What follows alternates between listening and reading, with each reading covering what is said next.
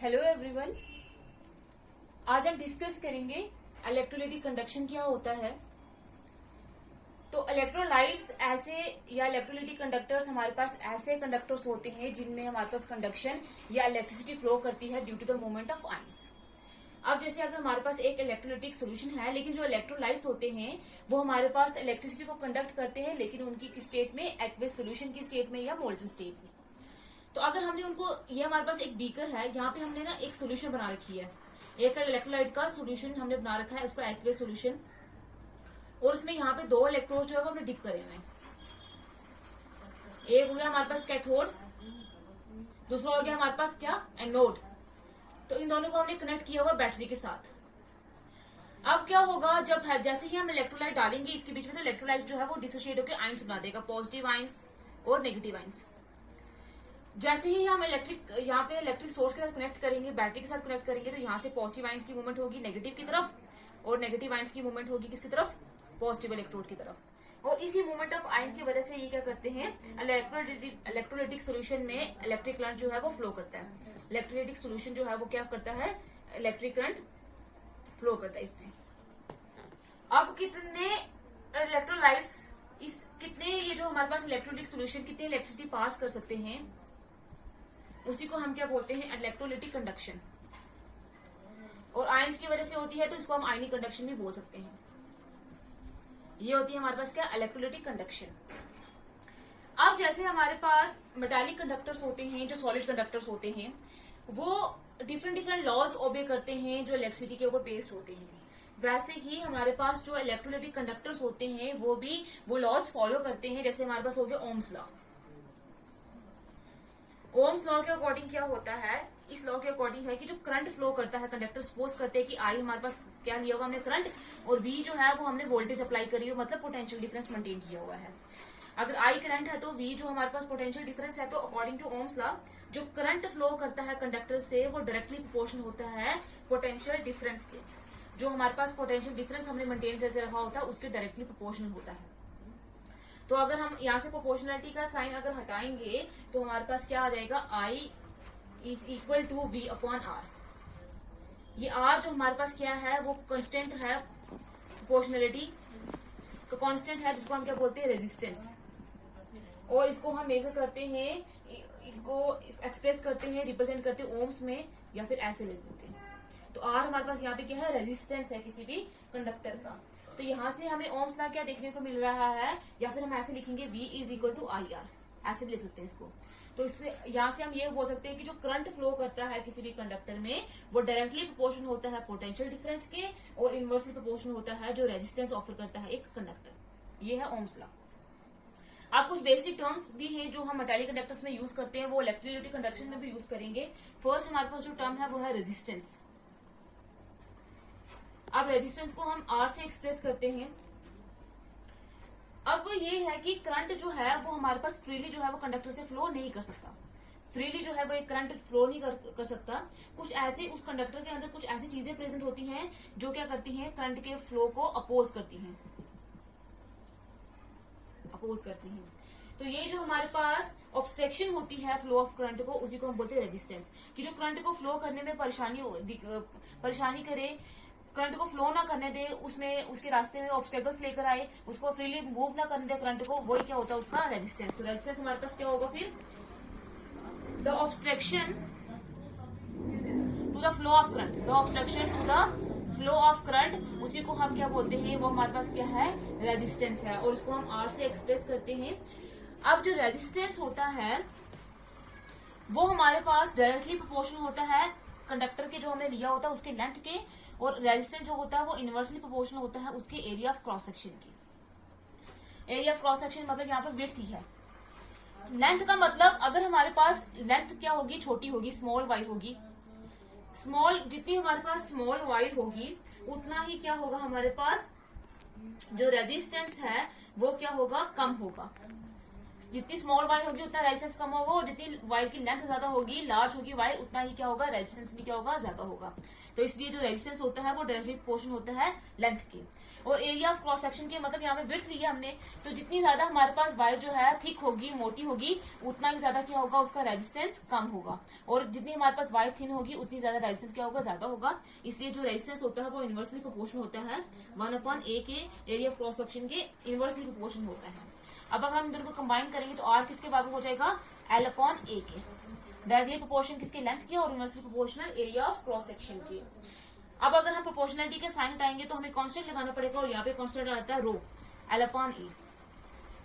ये रो हमारे पास क्या होता है, कांस्टेंट ऑफ प्रोपोर्शनलिटी होता है, जिसको हम स्पेसिफिक रेजिस्टेंस बोलते हैं, या फिर क्या बोलते हैं, रेजिस्टिविटी। क्या बोलते हैं इसको, स्पेसिफिक रेजिस्टेंस, या फिर क्या बोलते हैं, रेजिस्टिविटी। अब ये जो हमारे पास रेजिस्टेंस होता है, ये अब हमने यहाँ पे देखा, हम यहाँ से भी इसको ड्राइव कर सकते थे, लेकिन ये रेजिस्टेंस होता है वो वोल्टेज और करंट पे डिपेंड नहीं करता, ये यहाँ पे कांस्टेंट है, कांस्टेंट प्रोपोर्शनलिटी है, ये इन दोनों के क्या है, इंडिपेंडेंट है। जो रेजिस्टेंस होता है वो नेचर ऑफ कंडक्टर के ऊपर डिपेंड करता है, कि कंडक्टर कितना थिक है, कितनी उसकी लेंथ है और कितनी उसकी ब्रेथ है, उसके ऊपर डिपेंड करता है। और इसके यूनिट्स हमारे पास क्या होते हैं, रेजिस्टेंस के ओम, इसको हम ऐसे भी लिख सकते हैं, ओम का सिंबल ये होता है। तो ये था हमारे पास रेजिस्टेंस। रेजिस्टेंस हमारे पास क्या होता है, जो कोई भी ऑब्स्ट्रक्शन जो होती है, जो फ्लो ऑफ करंट को अपोज करती है, उसको फ्लो नहीं करने देती है, वो क्या होता है, उसका रेजिस्टेंस होता है। नेक्स्ट जो हमारे पास टर्म है वो है रेजिस्टिविटी, या उसको क्या बोलेंगे, स्पेसिफिक रेजिस्टेंस। तो नेक्स्ट है हमारे पास स्पेसिफिक रेजिस्टेंस, या उसको क्या बोलेंगे, रेजिस्टिविटी। स्पेसिफिक रेजिस्टेंस और रेजिस्टिविटी क्या होता है, अभी हमने देखा कि जो रेजिस्टेंस होता है वो किसके इक्वल होता है, रो L/a। रो यहाँ पे क्या था, रेजिस्टिविटी या स्पेसिफिक रेजिस्टेंस। अगर हम यहाँ पे लेंथ जो है वो 1 सेंटीमीटर लें, और जो एरिया ऑफ क्रॉस सेक्शन है वो 1 सेंटीमीटर स्क्वायर लें, तो ये इन दोनों की वैल्यू क्या हो जाएगी, 1। तो हमारे पास आर किसके बचेगा, किसके बराबर बचेगा, रो के बराबर बचेगा। तो मतलब ये आर क्या है, रेजिस्टेंस है, और रो क्या है, रेजिस्टिविटी। तो मतलब आर जो है, रेजिस्टिविटी जो है वो रेजिस्टेंट ही है, जो हमारे पास रेजिस्टिविटी है वो रेजिस्टेंट ही होती है, लेकिन कब, जब हमने कंडक्टर की जो लेंथ होती है वो 1 सेंटीमीटर ली होती है, और area cross section 1 centimetre square लिया होता है। जब हम कंडक्टर की जो हमारे पास लेंथ और जो एरिया ऑफ क्रॉस सेक्शन है वो यूनिट लेंगे, यूनिट का मेजर करेंगे, तो तब हमारे पास जो रेजिस्टिविटी होती है वो किसके बराबर हो जाएगी, रेजिस्टेंस के इक्वल हो जाएगी। तो रेजिस्टिविटी हमारे पास क्या होगी, उसको स्पेसिफिक रेजिस्टेंस क्यों बोलते हैं, क्योंकि ये रेजिस्टेंस ही है, लेकिन कब है, जब हमने स्पेसिफिक वैल्यू ली हुई है, जब हमने लेंथ 1 सेंटीमीटर लिया और एरिया 1 सेंटीमीटर स्क्वायर लिया हुआ है, तब हमारे पास जो रेजिस्टिविटी होती है वो रेजिस्टेंस के बराबर होता है। तो स्पेसिफिक वैल्यू लेते हैं, तो इसलिए इसको स्पेसिफिक रेजिस्टेंस बोलते हैं, या इसको रेजिस्टिविटी बोलते हैं, जब हमारे पास क्या होगा, लेंथ हमारे पास 1 सेंटीमीटर होगी और area of cross section 1 centimetre square होगा। तो अगर हम अब सॉल्यूशन की बात करते हैं, तो सॉल्यूशन में हमारे पास वॉल्यूम होगी। यहाँ पे अगर हम ये तो हमारे पास मेटालिक कंडक्टर की बात होगी जिसमें लेंथ और ब्रेथ मेजर करेंगे, लेकिन सॉल्यूशन की बात करें तो उसमें हमारे पास वॉल्यूम होगी। तो वॉल्यूम में अगर हम क्या करेंगे, रेजिस्टेंस को कैसे डिफाइन करेंगे, कि रेजिस्टिविटी को कैसे डिफाइन करेंगे, कि रेजिस्टिविटी हमारे पास क्या है, रेजिस्टेंस ही है सोल्यूशन के केस में। जब हमने क्या लिया होगा, 1 सेंटीमीटर क्यूब सोल्यूशन का लिया होगा, 1 सेंटीमीटर क्यूब ऑफ सोल्यूशन ये होगा, तब हमारे पास जो रेजिस्टेंस होगा तब रेजिस्टिविटी के इक्वल हो जाएगा। ये था हमारे पास रेजिस्टिविटी। अब इसके यूनिट्स देखते हैं। अब रो किसके बराबर होगा, यहां से अगर हम देखें तो रो हो जाएगा हमारे पास R/A/L के बराबर हो जाएगा। अगर हम रो यहाँ पे लिखेंगे तो ये हो जाएगा, उल्टा हो जाएगा, तो इसके बराबर हो जाएगा। अब रेजिस्टेंस के यूनिट्स होते हैं हमारे पास ohm, length area of cross section के होते हैं सेंटीमीटर स्क्वायर, अपन लेंथ के होते हैं सेंटीमीटर। इस सेंटीमीटर ये स्क्वायर कर जाएगा तो आ जाएगा हमारे पास ओम सेंटीमीटर। तो हमारे पास रेजिस्टिविटी के यूनिट्स क्या होंगे, ओम सेंटीमीटर। अब अगर हम ऐसा यूनिट लें तो ऐसा यूनिट में हम लेंथ को मीटर में मेजर करते हैं, तो हमारे पास ऐसा यूनिट में क्या आ जाएगा, ओम मीटर। ये हो गया ऐसा यूनिट इसका, और ये आ गया कौन सा वाला जो हम रेगुलर यूज करते हैं, ओम सेंटीमीटर। तो 1 ओम मीटर जो होता है वो किसके बराबर होता है, 100 ओम सेंटीमीटर के बराबर। ये हमारे पास हो गया क्या, स्पेसिफिक रेजिस्टेंस या फिर रेजिस्टिविटी। नेक्स्ट जो हमारे पास टर्म है वो है हमारे पास कंडक्टेंस।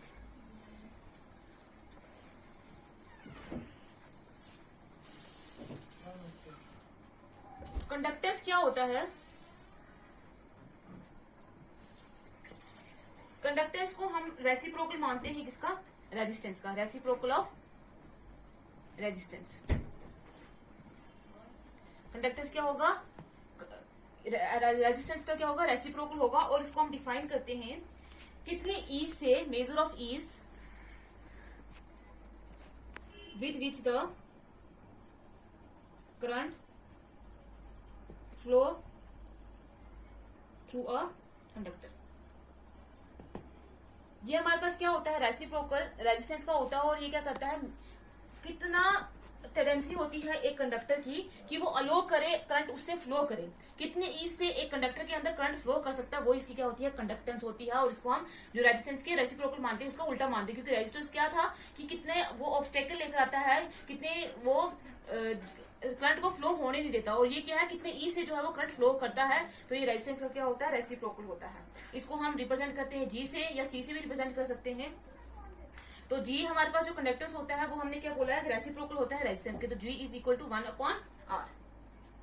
अब अगर आर जो रेजिस्टेंस है उसके यूनिट्स क्या है हमारे पास? ओम। तो जी के यूनिट्स क्या हो जाएंगे? 1/ओम। तो 1/ओम को हम लिखेंगे ओम इनवर्स, या फिर इसको हम ऐसे भी लिख सकते हैं ओम इनवर्स। तो ये यूनिट्स होते हैं हमारे पास किसके?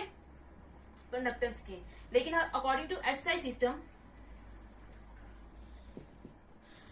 जो इलेक्ट्रिकल कंडक्टेंस के जो हमारे पास यूनिट्स होते हैं वो होते हैं साइमन्स। तो 1 साइमन किसके बराबर होता है? Is equal to 1 ohm inverse. तो हमारे पास ऐसा सिस्टम में इसके यूनिट्स क्या होंगे? साइमन्स। तो लेकिन अगर हम ऐसे नहीं तो रेजिस्टेंस के हिसाब से नहीं तो इसका यूनिट क्या हो जाएगा? ओम इनवर्स, या फिर इसको हम ऐसे लिखेंगे। तो ये तो हमारे पास नेक्स्ट टर्म कंडक्टेंस क्या होता है? रेसिप्रोकल ऑफ रेजिस्टेंस, कि ये मेजर करता है कितने ई से एक कंडक्टर के अंदर करंट फ्लो कर सकता है। और उसको हम रिप्रेजेंट करते हैं थ्रू जी से। और ये किसके बराबर होता है? 1/R। मतलब ये जो रेजिस्टेंस की क्या होता है? रेसिप्रोकल होता है। अब जो नेक्स्ट टर्म है वो हमारे पास क्या है? कंडक्टिविटी, या फिर इसको हम बोलेंगे स्पेसिफिक कंडक्टेंस। कंडक्टिविटी, या फिर इसको हम बोलेंगे स्पेसिफिक कंडक्टेंस। कंडक्टिविटी हमारे पास क्या होता है? जैसे हमारे पास कंडक्टेंस जो है वो रेसिप्रोकल होता है रेजिस्टेंस का, वैसे कंडक्टिविटी होता है किसका? रेसिप्रोकल। Reciprocal of conductance. नहीं, जैसे हमारे पास कंडक्टेंस जो है वो रेसिप्रोकल होता है रेजिस्टेंस का, वैसे ही ये जो कंडक्टिविटी होती है ये रेसिप्रोकल होता है किसका? कंडक्टेंस का। सॉरी, रेजिस्टिविटी का। जैसे हमारे पास कंडक्टेंस रेसिप्रोकल था रेजिस्टेंस का, वैसे हमारे पास जो कंडक्टिविटी होती है वो किसका? रेसिप्रोकल होता है रेजिस्टिविटी का। अब अगर हम इसको रिप्रेजेंट करते हैं इसको कॉपर से, ये हमारे पास एक वर्ड होता है कॉपर, इससे इसको रिप्रेजेंट करते हैं, ग्रीक वर्ड। और ये हमारे पास कंडक्टिविटी क्या होती है? कंडक्टेंस ही होती है। कंडक्टिविटी हमारे पास कंडक्टेंस ही होती है, लेकिन तब होती है जब हमने क्या किया होता है? सॉल्यूशन में 1 सेंटीमीटर लेंथ ली होती है, और उसका जब area cross section 1 centimetre square आएगा, तो तब जो कंडक्टेंस आएगी उसको हम क्या बोलेंगे? कंडक्टिविटी, या उसको स्पेसिफिक कंडक्टेंस बोलेंगे। और अगर इलेक्ट्रोलाइटिक सोल्यूशन के केस में देखेंगे तो हमारे पास क्या होगा? कंडक्टिविटी क्या होगी? जब हमने 1 सेंटीमीटर वॉल्यूम ली होगी किसी भी इलेक्ट्रोलाइटिक सोल्यूशन के, तब हमारे पास जो कंडक्टिविटी आएगी वो क्या होगी? जो हमारे पास कंडक्टेंस आएगी उसी को हम क्या बोलेंगे? कंडक्टिविटी। तो जैसे हमारे पास स्पेसिफिक जो हमारे पास रेजिस्टेंस थी और रेजिस्टिविटी थी, वो हमारे पास रेजिस्टेंट थी जब हमने लेंथ 1 सेंटीमीटर ली थी और area of cross section 1 centimetre square लिया था। वैसे ही जब हम कंडक्टेंस के लिए कंडक्टेंस में लेंथ जो है 1 सेंटीमीटर लेंगे और एरिया 1 सेंटीमीटर स्क्वायर लेंगे, तब जो कंडक्टेंस होगी उसी को हम क्या बोलेंगे? कंडक्टिविटी। उसको रिप्रेजेंट करते हैं कापा से, और ये रेसिप्रोकल होती है किसकी? रेजिस्टिविटी की। तो कापा जो होगी वो रेसिप्रोकल होगी रेजिस्टिविटी की, और रेजिस्टिविटी को हम किससे रिप्रेजेंट कर रहे थे? रो से। तो ये हो गया हमारे पास। अब कापा के यूनिट्स क्या होंगे? रो के यूनिट्स क्या होते हैं हमारे पास? ओम सेंटीमीटर। अब जब उसको ऊपर लेके जाए तो कापा के यूनिट्स क्या होंगे? Ohm inverse centimetre inverse. ये होंगे हमारे पास किसके यूनिट्स? स्पेसिफिक कंडक्टेंस के या कंडक्टिविटी के। अब अगर हम देखें रो हमारे पास किसके बराबर होता है? कापा इज इक्वल टू रो होता है हमारे पास। रो हमने किसके बराबर लिया था? R A/L के बराबर लिया था। तो कापा किसके बराबर आ जाएगा? 1/RA L के बराबर हो जाएगा। तो अगर हम इसको ऐसे करेंगे तो आ जाएगा L/RA। तो ये हो गया हमारे पास कापा। अब इसमें से एक और टर्म हम निकाल सकते हैं, ये kappa is equal to 1/R into में L/A। ये 1/R जो होता है हमारे पास वो क्या होता है, रेजिस्टेंस का जो रेसिप्रोकल होता है 1/R वो किसके बराबर होता है, कंडक्टेंस के बराबर होता है। तो K is equal to conductance को हम G से रिप्रेजेंट करे थे, तो G आ जाएगा इंटू L/A। और जो L/A होता है वो हमारे पास होता है सेल कांस्टेंट के बराबर होता है। L/A क्या होता है, किसके बराबर होता है, सेल कांस्टेंट के बराबर, जिसको हम रिप्रेजेंट करते हैं G स्टार से, तो ये आ जाएगा G स्टार। तो G स्टार जो सेल कांस्टेंट होता है वो किसके बराबर होगा, G/K। G क्या है हमारे पास यहाँ पे, G स्टार हमारे पास क्या होगा, इसको इधर रखेंगे तो K/G आ जाएगा। K क्या है हमारे पास, कापा, कापा क्या है स्पेसिफिक कंडक्टेंस या कंडक्टिविटी, अपॉन G क्या है हमारे पास, कंडक्टेंस। तो ये हमारे पास हो गया सेल कांस्टेंट किसके बराबर होगा, रेशियो होगा किसका, स्पेसिफिक कंडक्टेंस का अपॉन कंडक्टेंस का। तो इसके हमारे पास यूनिट्स क्या होते हैं, ओम इनवर्स, सेंटीमीटर इनवर्स, और इसके क्या होते हैं हमारे पास, कंडक्टेंस के क्या होते हैं, ओम इनवर्स। तो हमारे पास क्या हो जाएगा, ये ओम और ये कट जाएगा तो सेंटीमीटर इनवर्स। सेल कांस्टेंट के हमारे पास यूनिट्स क्या होंगे, सेंटीमीटर इनवर्स। ये थे हमारे पास कुछ टर्म्स इलेक्ट्रोलाइटिक कंडक्टेंस के लिए। फर्स्ट हमने पढ़ी क्या, रेजिस्टेंस क्या होता है, उसके बाद स्पेसिफिक रेजिस्टेंस क्या होता है, ये रेजिस्टिविटी। थर्ड हमारे पास कंडक्टेंस क्या होता है, और लास्ट हमने पढ़ा कंडक्टिविटी, और उससे हमने सेल कांस्टेंट भी डिराइव करा। ये G स्टार हमारे पास क्या है, सेल कांस्टेंट है। तो सेल कांस्टेंट किसके बराबर होता है, L/A के, और उसको हम डिनोट करते हैं G स्टार से। और अगर हम इसको वैल्यू लें यहाँ पे तो L/A, यहाँ पे अगर हम इधर से ड्राइव करें इसको तो L/A इसके बराबर हो जाएगा G स्टार के। तो यहाँ से G स्टार किसके बराबर होगा, K/G के। कापा जो है वो क्या है, स्पेसिफिक कंडक्टेंस, अपॉन G क्या है, कंडक्टेंस। तो ये इसका रेशियो होगा।